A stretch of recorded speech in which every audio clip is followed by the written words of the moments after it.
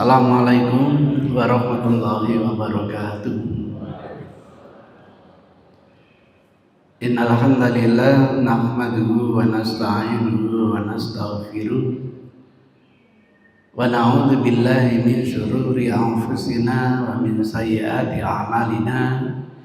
May yahdihillahu fala mudilla lahu wa may yudlil fala hadiya lahu. Wa nusalli wa nusallim ala rasulil karim wa ala alihi wa sahabatihi wa man ihtada bi hadihi ila yaumiddin. Amma ba'du. Insan-insan yang mendapatkan amanah untuk mentransformasikan ilmu Rasul yang disebut perawi hadis betul-betul adalah orang yang terjaga, dikenal dengan siko. Siko itu mengandung dua makna. Yang pertama, orang ini memang orang yang terpercaya. Istilah yang kedua bukan hanya dimaknai kredibel, tapi dia harus orang yang dhabit, orang yang cermat. Cermat di dalam hafalannya, cermat di dalam penulisannya. Karena proses pembelajaran hadis tempo dulu itu pada awalnya Islam hanya dikenal oleh bangsa Arab, dan bangsa Arab itu terkenal dengan hafalannya. Berapa puluh ribu syair yang mereka hafalkan. Kalau syair aja gampang dihafalkan, apalagi hadis yang punya ciri khas bahasanya fasih, enak didengar, gampang difahami, dan gampang diamalkan. Tapi karena Islam terus tersebar ke mancanegara, maka mulai berdatangan orang-orang asing non-Arab ke negeri Arab. Ada yang domisilinya di Sijistan, ada yang dari Askolan, Palestina, ada yang dari Mesir, ada yang dari Maghribi, Maroko, ada yang dari Naisabur. Nah, mereka itu termasuk dari negara Bukhara yang dikenal nanti Imam Bukhari. Datang ke negeri Arab belajar hadis, kondisi mereka berbeda. Kalau sebelumnya itu mengandalkan hafalan, orang-orang asing ini justru mengandalkan tulisan. Sehingga kalau dia nanti didiktekan oleh gurunya, cermat tulisannya. Ini namanya dhabit. Jadi tidak cukup pemangku amanat Rasul itu karena ibadahnya Masya Allah, karena ritualnya Masya Allah, karena zikirnya Masya Allah, tidak cukup. Tapi ditambah dengan sifat hafalannya yang kuat. Baik itu hadis dihafal dalam hatinya maupun dihafal dengan tulisannya. Maka ketika ada indikator kok rawinya cacat, cacat itu satu pada aspek kedobitannya, kecermatannya. kita jadi ragu, benar enggak apa yang dikatakan itu memang bersumber dari Rasul. Apalagi pikun, jangan-jangan informasi dari Rasul malah kebalik. Itu berarti dia tidak dhabit. Karena tidak dhabit, hadisnya tidak bisa dinamakan hadis sahih. Kita ragu nasihat Rasul, da ma yuribuka ila ma la yuribuka. Tinggalkan hal-hal yang meragukan itu menuju yang tidak meragukan. Sehingga dipilah oleh ulama, kalau sifat perawinya kedhabitannya bermasalah, hadisnya tidak dinamakan hadis sahih, tetapi dinamakan hadis dhaif. Seperti itu pula tulisannya. Lalu didikte oleh gurunya, suruh baca tulisannya keliru kabeh. Waduh, ragu kita. Berangkat dari keraguan itu tidak dimasukkan kategori hadis sahih. Itu perjuangan yang luar biasa. Sehingga Muhammadiyah tidak mau menggunakan hadis dhaif. Karena itu meragukan. Berbeda dengan kelompok yang lain, berpandangan dhaif kan hadis. Maka karena kacamatanya berbeda, nanti waktu bicara hukum pasti terjadi perbedaan pendapat. Jadi yang bikin kita beda itu ya kacamatanya ini. Kalau sepakat kita menggunakan hadis yang sahih misalnya, enak. Itu perlunya ulama memilah. Perlunya kita belajar ilmu hadis. Sudah diteliti mahasiswa itu untuk mendapatkan gelar yang namanya dokter Andes saja bisa tidak meneliti satu hadis, itu dikerjakan hampir 2 semester. Kadang-kadang lulus, kadang-kadang tidak lulus, perbaikan, ngulangi lagi, tidak gampang. Kenapa diupayakan seperti itu?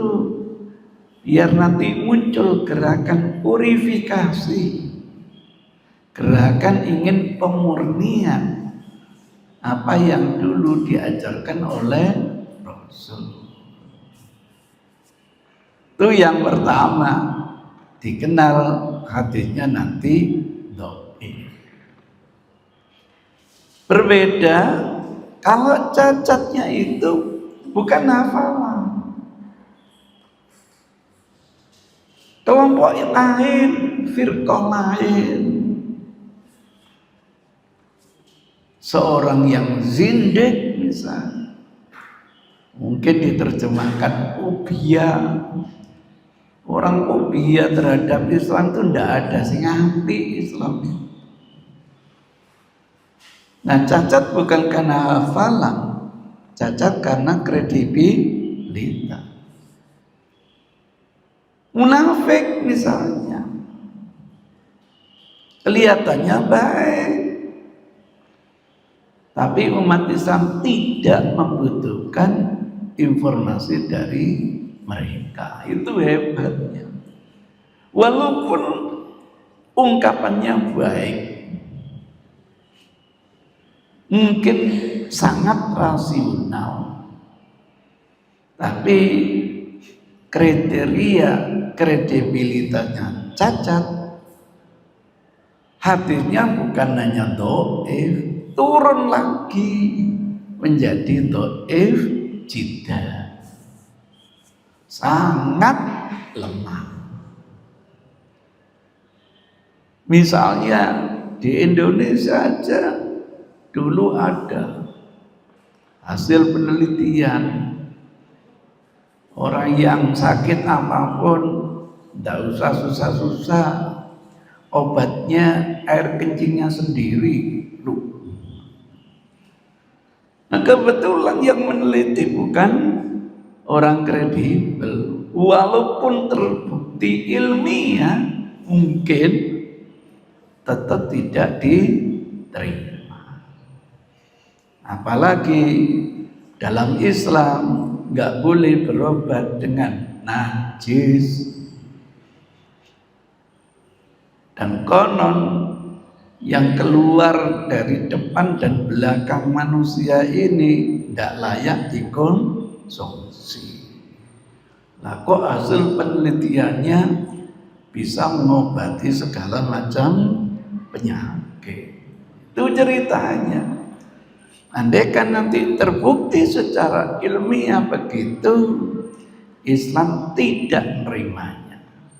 Bertentangan dengan hadis yang sahih.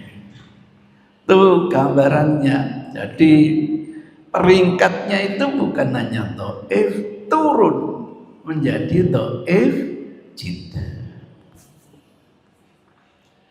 Itu berbeda ketika perawinya itu tertuduh saja, tertuduh pernah berbuat dusta kepada Rasul, maka seluruh riwayatnya tidak boleh diterima. Bukan hanya riwayat satu itu toh, enggak.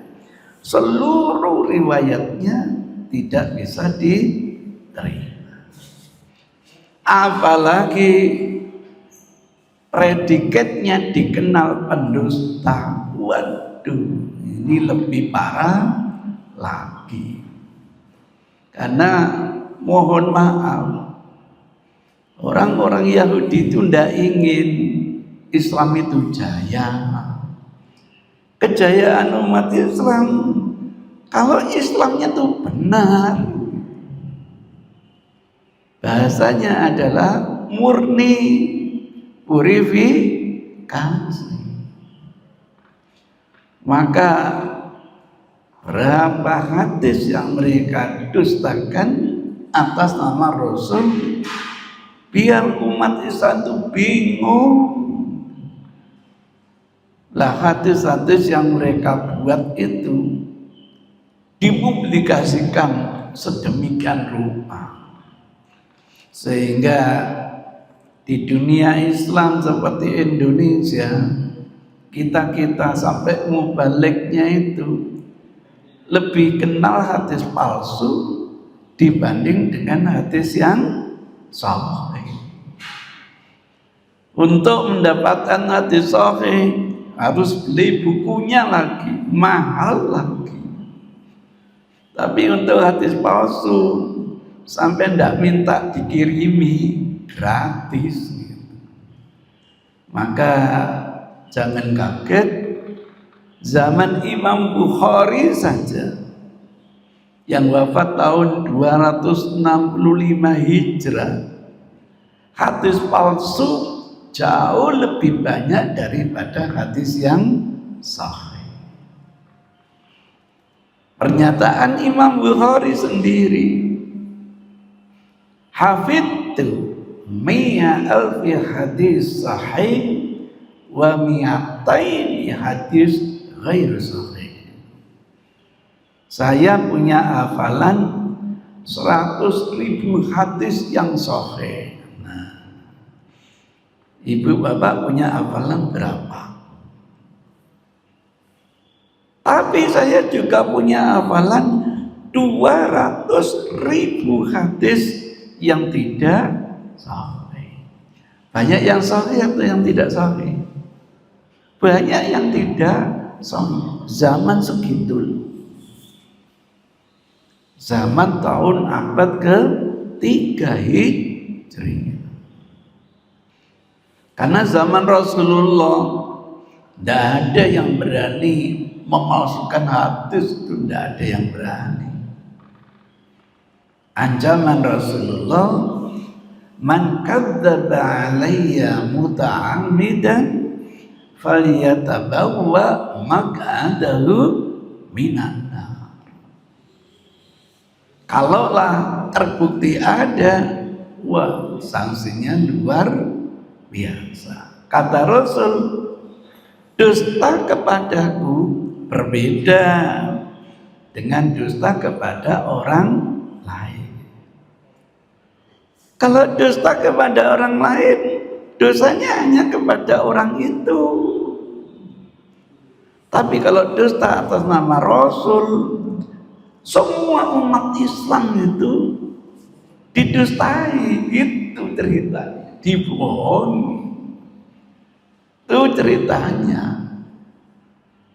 Tidak terbukti seorang sahabat memasukkan hadis, itu tidak pernah terbukti. Sehingga kaidahnya kullu sahabiyin udul, semua sahabat adalah insan kredibel, riwayatnya bisa diterima.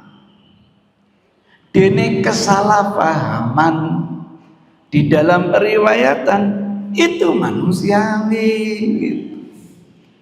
Tapi sengaja dusta tidak pernah terjadi. Ada hadis yang menarik, ungkapan man kadzdzaba alayya muta'ammidan falyatabawa maq'adahu minan nar, itu konon merespon sudah ada orang yang berani mendustakan atas nama Rasul. Sayang, informasi ini tidak valid. Kalau kita kejar, jangan menuduh orang dong. Tunjukkan identitasnya, siapa yang Anda maksud, gagal. Ini berarti bukan hadis nuzuli, tapi hadis ibtidai. Disampaikan Rasul pada waktu haji wada. Karena prediksi Rasul, besok akan ada orang yang beraninya mendustakan atas nama Rasul. Jadi belum terjadi. Sampai Khalifah Abu Bakar, Khalifah Umar, Khalifah Utsman, Khalifah Ali yang wafat tahun 40 Hijrah, belum ada bukti adanya pemalsuan hadis. Setelah Ali wafat, baru muncul.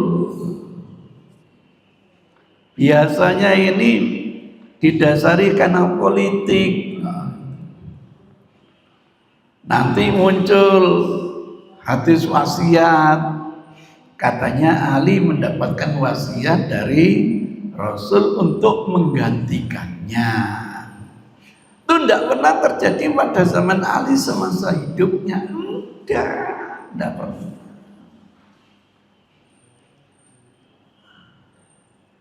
Sampai dituduh kita itu menghilangkan hadis. Loh, kalau hadis itu ada, Rasul wafat, kita akan butuh suksesi kepemimpinan.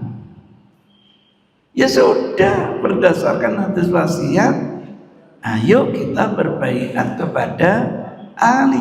Selesai sudah. Nanti muncul alasan, ya Ali pada waktu itu masih mohon maaf berduka cita. Tiba-tiba masyarakat sudah kadung membaiat Abu Bakar.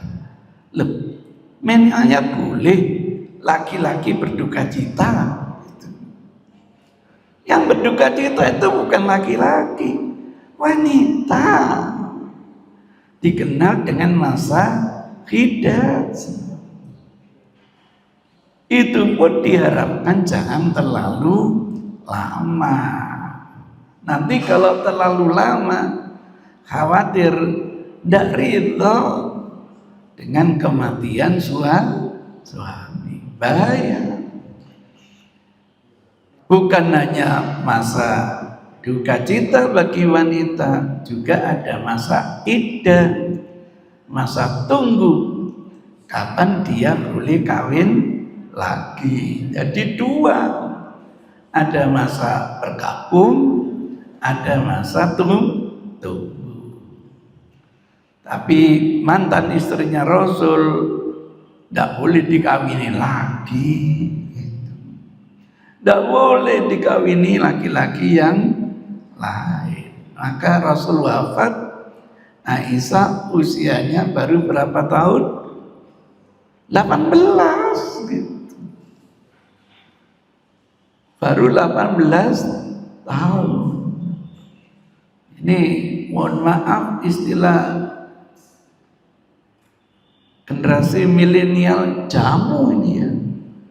Janda muda gitu.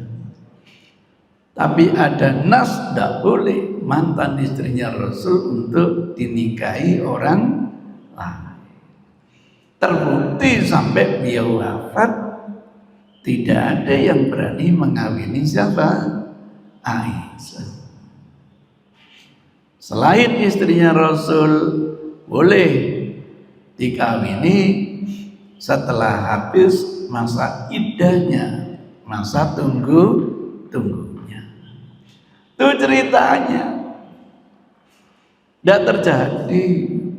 Nanti kelompok yang lain bikin hadis.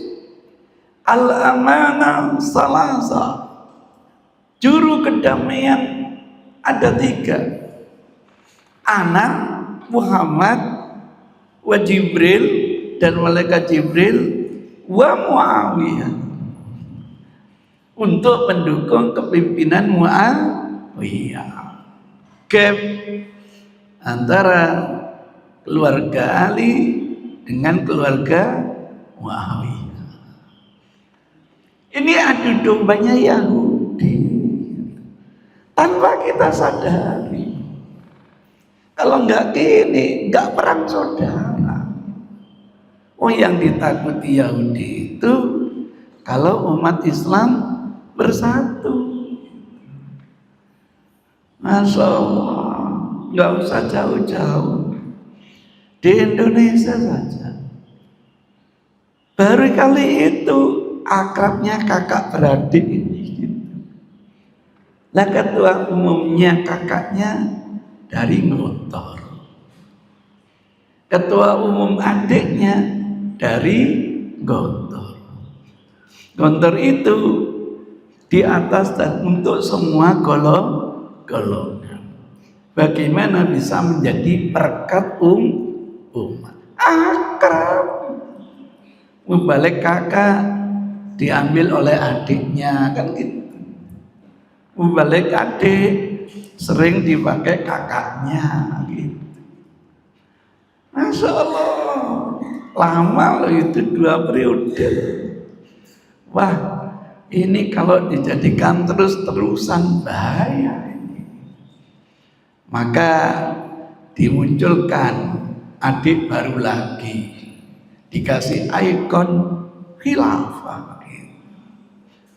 Wes pokoknya kalau nggak pakai khilafah nggak beres Islamnya.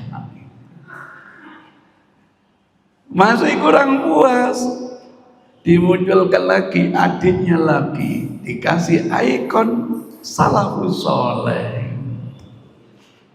Berarti yang tidak salaf, tidak soleh gitu. Perang lagi. Dan nanti mendekati pemilu, biar pecah lagi, ada kelompok baru namanya kelompok Zainuddiniyah. Pecah lagi umat Islam yang membawa pendirinya Syekh Zainuddin NZ Sidoarji, sehingga kelompoknya dinamakan kelompok Zainuddiniyah. Jangan-jangan nanti ada Maksuminya. Banyak yang diinginkan oleh Yahudi, sehingga dengan teori divided and impera. Sampai diskusi itu ya sudah, Ali tidak sempat berbaiat kepada Abu Bakar. Padahal andaikan ngaku saja dia dapat wasiat, apalagi hadisnya disampaikan di Wadi Rum setelah pulang dari Mekah, dibawa sebuah pohon versi mereka, kan banyak yang dengar. Masa satu orang pun tidak ingat kalau ada hadis wasiat? Ya ngalah lah udah. Sekarang Abu Bakar yang dituduh menggosok hanya Ali wafat. Kemana Ali? Apa berduka cita atas wafatnya musuhnya? Na'udzubillahi min. Tidak pernah ada itu. Itu karena ikatan emosional dibuatkan. Jangan kaget terpecah umat Islam. Nanti bukan hanya masalah akidah, masuk yang namanya masalah syariah. Maka jangan kaget, bukan hanya syariat, ahwalus sosial, termasuk adalah kemasyarakatan, etika. Tidak ada kasus kecuali selalu dibuatkan hadisnya. Masya Allah.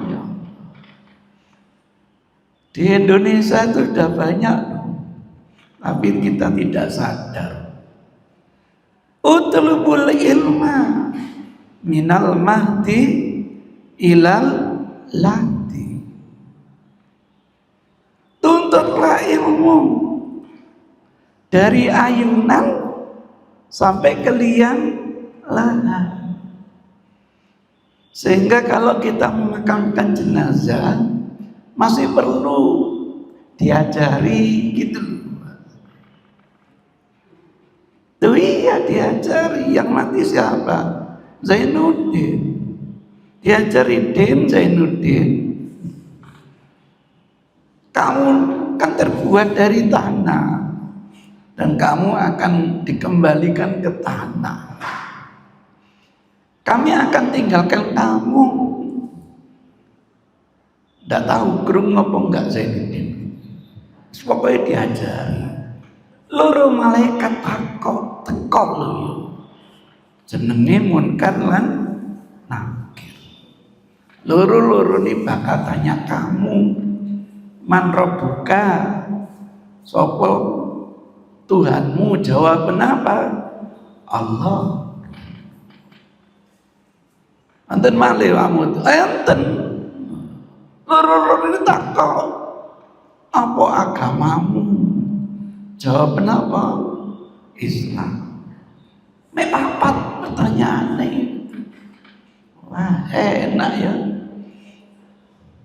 Iso jawab mlebu surga. Mosok jawab Allah, Islam kaentos. Itu ceritanya. Karena ini dulu polanya Yahudi. Yahudi itu kalau memakamkan begitu, Pak. Dipidatoni. Yang dipidatoni bukan orang yang ngantar, jenazahnya ini yang dipidatoni. Diislamisasi. Tiba malaikat teko nggak takut man rabbuka. Dalam Sahih Bukhari itu pertanyaannya, kenal kamu dengan Muhammad? Kok jawabannya Allah? Dikeplaki ambil malaikat. Ditakoi kenal Muhammad, Allah. Gak nyambung gitu. Kata Rasul kan begitu. Nanti ditanyai, makanya kita yang hadir, ayo ikut mendoakan biar bisa menjawab pertanyaan. Yang menjawab bukan lisan, yang menjawab adalah amal perbuatan. Kata Rasul, jenazah kita diantarkan 3 hal. Keluarganya, mungkin yang membunuh kita, hartanya, yang punya Mercy, yang punya Bulldog, yang punya Kapris klasik, Rolls Royce, mengantarkan jenazahnya. Yang ketiga, amalnya. Begitu ditanam, keduanya balik.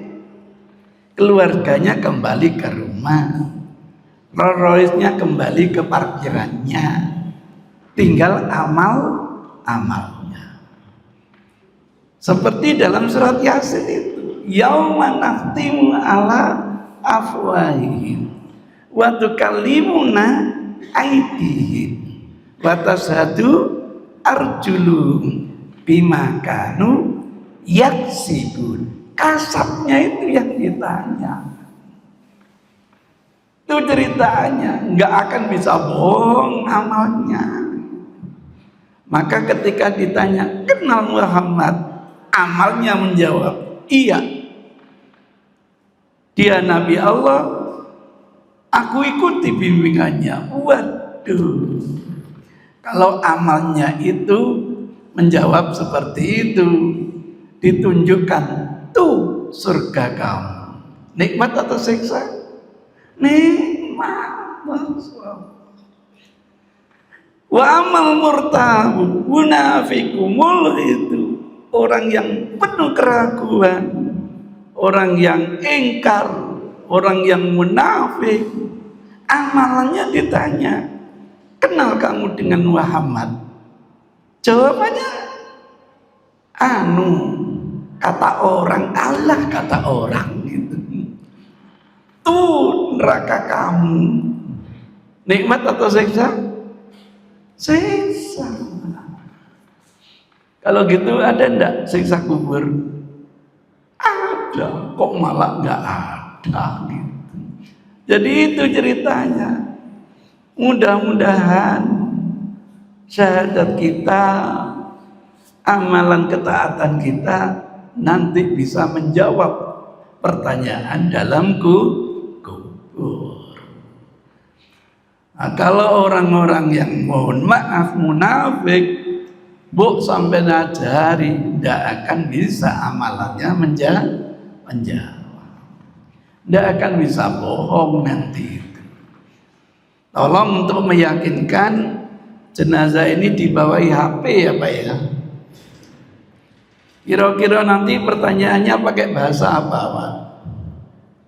Kira-kira dibawahi HP gitu. Karena ada yang diajarannya bukan pakai bahasa Arab, tapi pakai bahasa Jawa gitu. Nah, kaget saya. Kok diajari pakai bahasa Jawa? Iya, membantu rumah tangga belas gak iso bahasa Arab ngono ya Pak. Ya muga-muga nanti malaikat iso jawab pakai bahasa Jawa. Itu yang terjadi. Dibuatkan gitu itu. Masa masih di ayunan seorang ibu sudah punya kewajiban thalabul ilm. Ini bertentangan dengan syariat. Apalagi sudah wafat, mestinya terputus amalan. Kok masih bisa diajar? Dari indikator ini saja ketahuan itu bukan dhaif, bukan dhaif jiddan, tetapi menuju palsu. Itu ceritanya. Utlubul ilma walau bisin. Bagus. Karena hadis palsu itu pasti ada bagusnya, tapi ada masalah. Itu ciri khas, bukan wahyu. Kalau betul-betul wahyu, hadis sahih, kebenarannya itu mutlak, ditinjau dari manapun mutlak. Saya kasih contoh biar dapat bandingan. Kata Rasul, madu itu adalah obat segala macam penyakit. Sahih hadisnya. Maka salah satu pengobatan Rasul menggunakan apa? Madu. Sahabat sakit perut lagi, kata Rasul, obati dengan madu. Tidak sembuh ya Rasul, obati lagi dengan madu. Tidak sembuh ya Rasul, bukan hadisnya yang keliru, perutnya yang bermasalah. Hadis selalu benar. Oh, usul punya usul, madunya bukan made in Allah, made in manusia. Wah, harus ori yang betul-betul karunia dari Allah. Ngisi di mana itu Surabaya itu, PMI Surabaya itu. Cerita Pak dokter ini, anak saya juga dokter, pengobatannya hanya menggunakan madu, tapi yang betul-betul asli. Saya tanya, dok, katanya orang diabetes itu tidak boleh minum manis. Lah kok diobati dengan madu, padahal madu itu apa? Manis. Masya Allah jawabannya. Sayang saya tidak bisa memahami istilah-istilahnya. Intinya, manisnya madu berbeda dengan manisnya gula. Saya suruh nyoba. Coba madu yang ori dengan gula, taburkan di tempat. Yang dirobong semut madunya atau gulanya? Gula. Madu tidak dirembung semut. Oh gitu ya, keilmuannya begitu. Justru madunya di dalam, gula di dalam madu itu yang bisa membantu metabolisme dan sebagainya, melancarkan dari segala makanan, menyerap mineralnya itu, segala hal yang dibutuhkan manusia. Maka dengan kekebalan itulah bisa menyembuhkan penyakit. Allahu Akbar. Itu kalau hadis sahih. Kalau hadis tidak sahih, satu sisi ada baiknya, sisi lain bermasalah. Baiknya apa? Begitu cari ilmu, jangan nanti di Saudi aja, pergi ke negeri Cina yang jauh, bagus. Tapi masalahnya, mohon maaf, hari ini kita pergi ke Cina belajar, jangan-jangan pulang tidak jadi muslim. Jangan-jangan kita berubah menjadi Konghucu. Itu masalahnya. Jadi satu sisi ada baiknya, sisi yang lain bermasalah. Ini ciri bukan wahyu. Di Sidoarjo sudah terkenal hadis, diteliti ternyata hadisnya palsu. Bunyinya apa? La banca'anun illa bibantengin. Tidak ada bancaan kecuali harus pakai ikan bandeng. Ternyata hadis itu buatan Zainuddin. Gara-gara ibunya jualan bandeng, acek laris dibuatkan. La bancanun illa bibandengin. Nanti orang-orang Gresik tak mau kalah. La sholatun illa bikopiain. Tidak sah sholat kecuali pakai kopiah. Dulu ada al-badinjan da'ul likulli marad. Terong obatnya segala macam penyakit. Ada penelitian, memang terong itu manfaatnya banyaknya luar biasa. Tapi ada penyakit dikasih terong, orang yang nggak sehat tambah innalillahi wa inna ilaihi rajiun. Itu ciri khas. Satu sisi ada baiknya, sisi yang lain bermasalah. Maka indah kalau kita merujuk kepada hadis yang betul-betul sahih, yang kita yakini memang datangnya dari Rasulullah Sallallahu Alaihi Wasallam. Kalau itu yang menjadi pegangan kita, dijanjikan oleh Rasul sendiri, kalian tidak akan tersesat sampai hari kiamat kalau mau berpegang kepada Quran dan hadis. Tentu dalam tanda kutip hadis yang betul-betul layak dinisbatkan kepada Rasulullah Sallallahu Alaihi Wasallam. Maka sampai Anda akan berani ngomong doib sing penting hadis. Waduh, berat.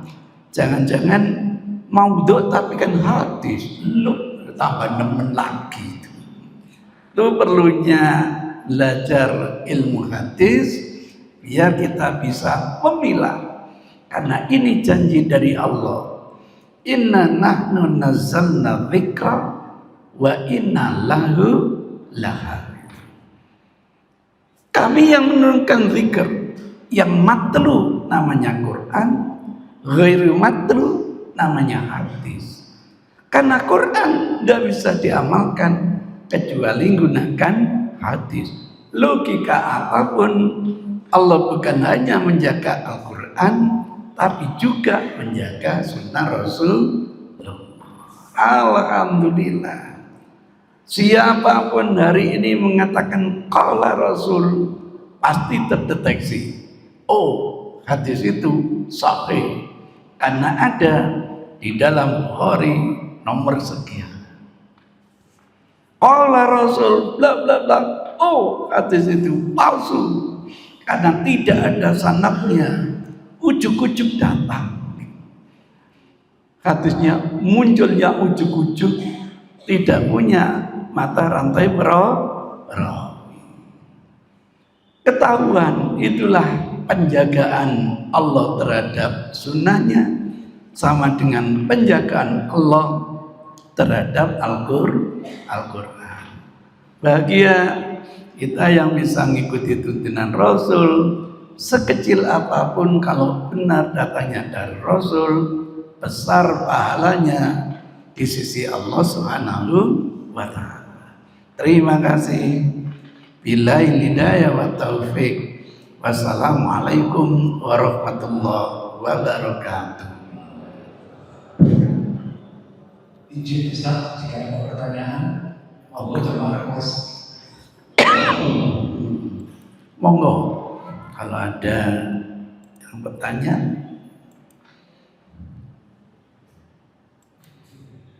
Nggak ada? Monggo, silakan. Sebentar Ustaz. Boleh? Yang bertanya siapa? Oh ya, saya harus menghadap masalah. Oke, monggo. Assalamualaikum warahmatullahi wabarakatuh. Waalaikumsalam warahmatullahi. Jadi Pak Ustadz, saya mau bertanya mengenai amal yang kita lakukan. Contoh seumpama kita habis melakukan amal kebaikan, entah itu ngasih orang amin, entah itu habis sholat, tapi habis itu kita melakukan keburukan berupa entah itu ghibah, bahas kejelekan orang walaupun sedikit, entah itu kita itu omongan kita itu nyelkit ke orang yang kita ajak bicara, Iya. Otomatis pahala kita yang kita bangun tadi ngasih orang lain, sholat sunnah duha, apakah itu langsung hilang gara-gara kita melakukan itu tadi? Oh enggak Pak. Setiap amal kebaikan akan diberi pahala kebaikan. Karena dia sudah beramal kebaikan, katakanlah pahalanya Masya Allah 10 triliun. Tapi dia ghibah, dosanya 15 triliun. Ya akhirnya bangkrut kita. Makanya kalau sholat kita benar, mudah-mudahan tidak sampai berbuat yang dilarang oleh agama. Jadi tetap dapat, kita berdoa nanti sholatnya dapat 10 triliun, ghibahnya dipotong hanya 5.000 perak aja, maunya gitu. Tapi mendolimi orang itu dosanya wakil, maka kita nanti dianggap bangkrut di sisi Allah. Padahal kita orang soleh, datang kepada Allah dengan pahala puasa, dengan pahala zakat, sholat, bahkan haji lagi. Tapi kita kembali kepada Allah, suka riba, memukul orang, memakan hartanya orang, bahkan membunuh temannya. Total jenderal kebaikannya hanya 1.000 triliun, total dosanya 3.000 triliun. Bangkrut kita di hadapan Allah. Tetap dapat pahala. Nah, mudah-mudahan pahala ini tidak defisit. Mari kita hindari. Sebab yang bikin banyak kortingannya itu ketika masuk muamalah. Kalau masalah ritualnya andaikan keliru, mudah-mudahan diampuni oleh Allah. Tapi kalau sudah terkait hak adami, Masya Allah, itu bukan hanya dzulmun lazim, tapi dzulmun muta'addid. Misalnya Pak ya, jujur, saya sebagai kepala daerah atau gubernur lah, saya korupsi sebanyak 100 triliun Pak. Itu bukan saya itu hanya mendolimi orang. Orang tuanya karena tersosok membuat gitu, itu anaknya terlantar. Itu namanya dolim muta'addid. Itu yang menjadi tanggungan saya. Berarti saya bukan hanya membunuh satu orang, tapi orang ini membawai sekian banyak orang. Dzulmun muta'addid. Ya mudah-mudahan sholatnya bagus, tidak korupsi gitu. Tuh harapan kita, sehingga nilai surplus kita kebaikannya banyak, dikurangi masih banyak kebaikannya, bahagia kita di hadapan Allah Subhanahu wa ta'ala. Terima kasih. Assalamualaikum warahmatullahi wabarakatuh.